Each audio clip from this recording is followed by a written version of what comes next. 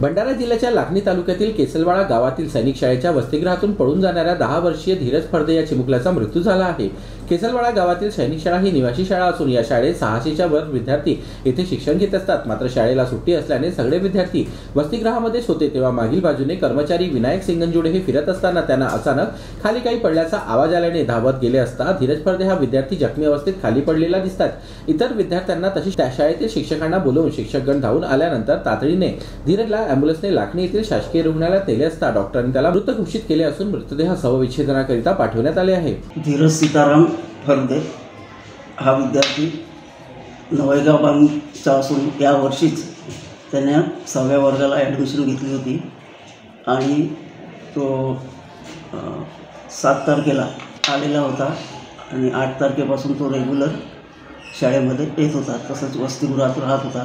काल दिनांक 21/7/2024ला रविवारला सायंकाळी 5 वाजता तो घरी जाण्याच्या मनस्थितीत होता आणि त्याला त्याचे मामा औरासी सर हे आमच्या शाळेमध्ये शिक्षक आहेत।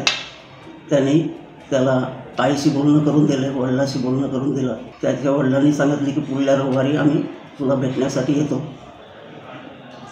तर 5 वाजता गृहातल्या पहिल्या मजल्यावरील खिडकीतून खाली तो स्लिप झाला आणि चालता त्या सज्जावरून चालता त्याचा पाय स्लिप होऊन तो खाली पडला।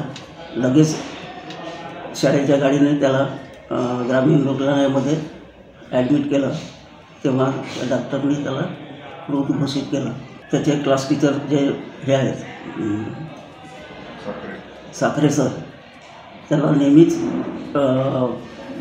फोन लावून दिला। त्यांना शुक्रवारला पण त्या विद्यार्थ्याला त्याच्या पालकाशी बोलणं करून दिलं होतं, पण त्याचं म्हणणं पालकाशी असंच होतं की मला इथं करमत नाही, मला घरी न्या।